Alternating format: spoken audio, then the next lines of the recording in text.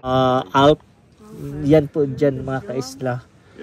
Diba? Super ganda.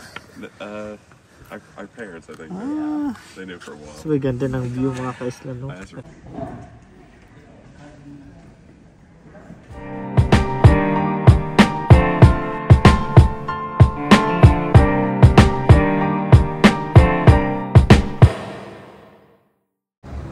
Yan mga kaisla, good morning. For today's vlog mga kaisla, nandito po tayo sa Mount Pilatos. So aakyat po tayo mga kaisla.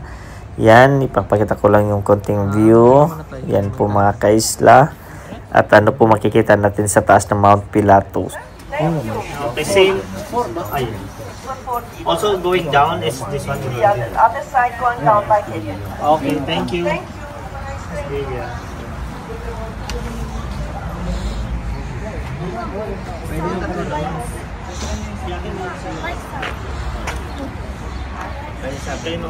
Kasi itatap niya. Ito.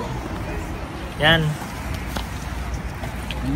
Yung ticket mga kaisla. Nandito na po. Kumuha na kami ng ticket. Pupunta. Dito. Yung ano, hindi na. Yan. Ha?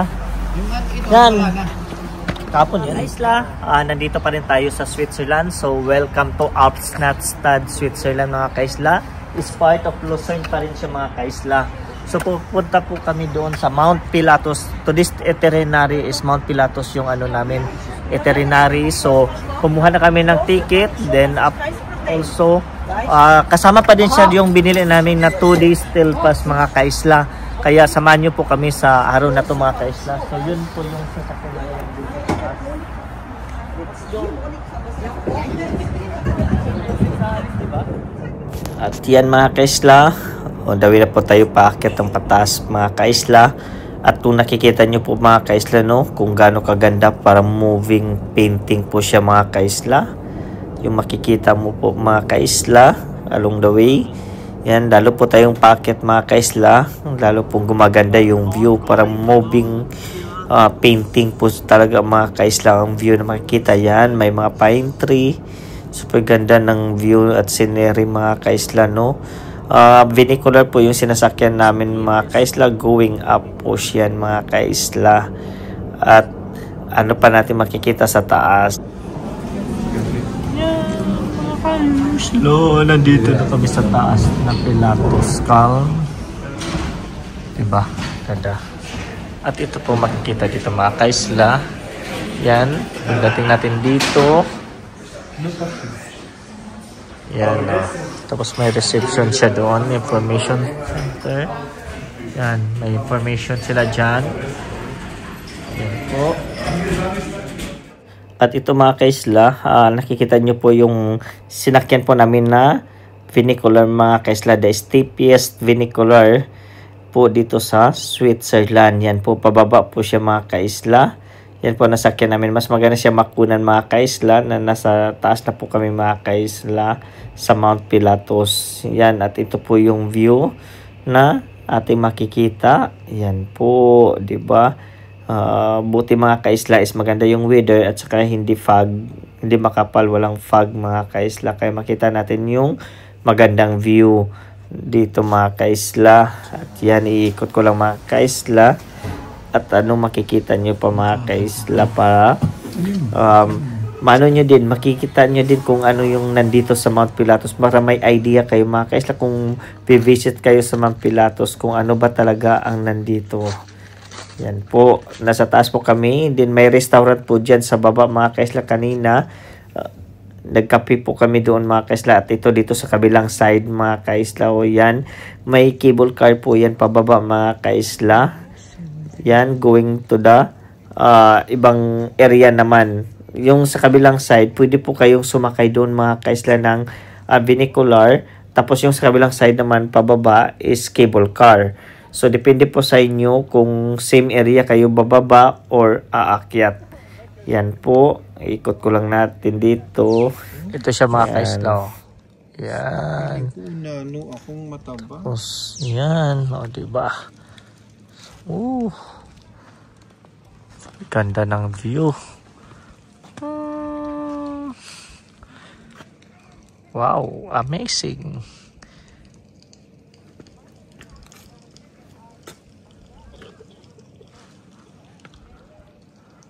Pilatos Cow.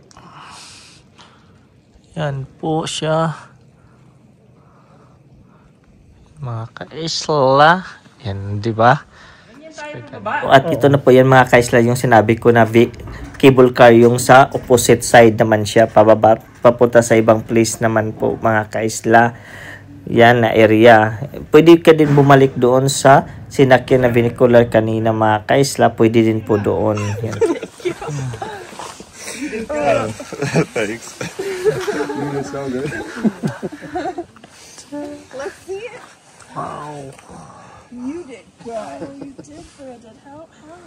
What? That is stunning. Akin ako ka nakita, no? Para Yan mga kaisla. Nandito na top. Wow. Congratulations sa inyo. Nag-propose mga kaisla. Someone proposing. May nag-propose dito mga kaisla. Sa taas. Nakikita niyo po mga kaisla kung gaano kaganda. Oh. Buti ngayon mga kaisla is maaraw. Hindi umulan ng snow. So nakikita mo yung buong paligid. Diba? Amazing. Amazing. Dito mga kaisla, green ang nakikita mo.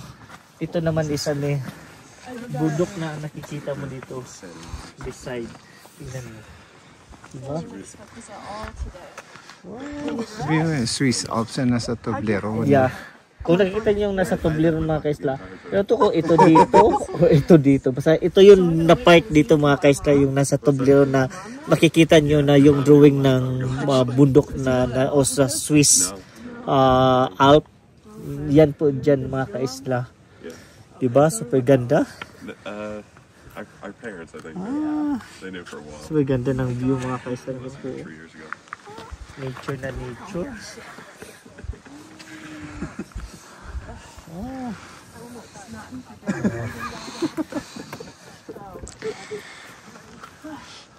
I have yeah, but when we get back.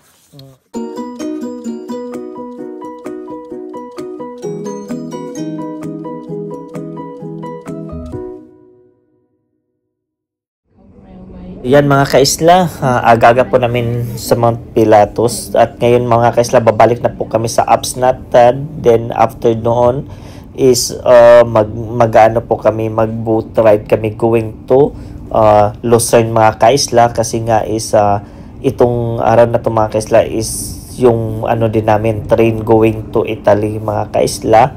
Kasi schedule na po namin lahat yung namin travel na to mga kaisla. Yan po, kaya saglit lang po kami at makita nyo lang po kung anong nasa din po mga kaisla, nasa taas ng Mount Pilatos. So bumalik po kami ride dito sa nila Coguel train, Coguel vernacular mga kaisla back to Apsnatstad. And then pwede din po kayong cable car, yung kanina po na pinakita ko mga kaisla, yun po papunta doon sa Cranes location area. Then pag from Cranes pwede din tayo train going to Lucerne. Yan po sila mga kaisla, ipapakita ko lang yung view. Yan, ito po yung itsura. Yan grabing ganda mga kaisla, kung ganong kaganda makikita mo na view dito. Yan.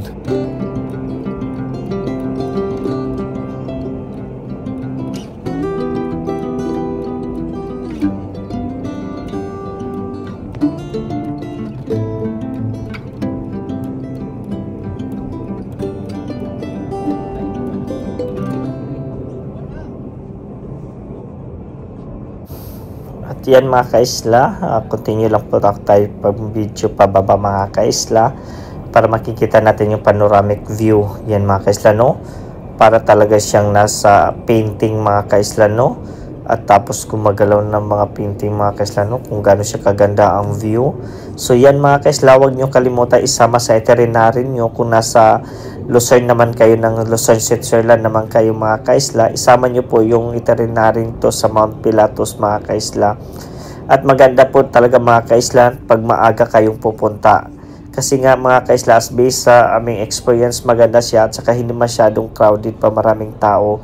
Kasi yung area mga kaisla. Super ganda pag nasa taas ka na po mga kaisla, overlooking both side po. Sa kabilang side nakikita as yung nakikita nyo po kanina mga kaisla, sa opposite side is yung snowy area, tapos sa kabila is green na green po yung makita. Yan, so continue lang po tayo mga kaisla, no, kung gaano siya kaganda dito mga kaisla. Yan, oh, diba? Ganda-ganda na maano mo talaga kung gaano siya kaganda mga kaisla.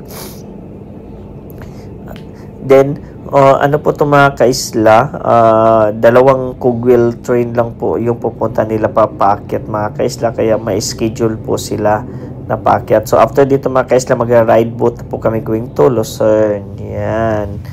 Yan, nasa boat na po kami mga kaisla. Hindi na po ako nakakuha ng video kanina pag sakay namin mga isla, pagdating ng boat mga kaisla. Yan po, diba?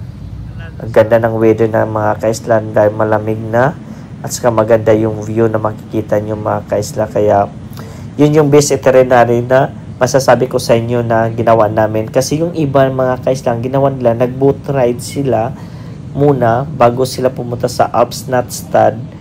Bababa sila sa Absnatstad, then after noon is doon sila magra-ride ng cogwheel train going to Mount Pilatus. Ang sa amin, ginawa namin mga kaisla, para hindi masayang yung oras namin, nag-train muna kami going from Lucerne, going to Absnatstad, then pumunta kami sa Mount Pilatus, then from Mount Pilatus, yun, pagbalik namin mga kaisla, doon pa kami nagbo-boat ride para hindi masayang yung oras namin. At saka, ano po siya, takes time kasi mga kaisla. Kaya, yan mga kaisla, dito ko na lang po tatapos yung video to. Don't forget to like and subscribe. God bless!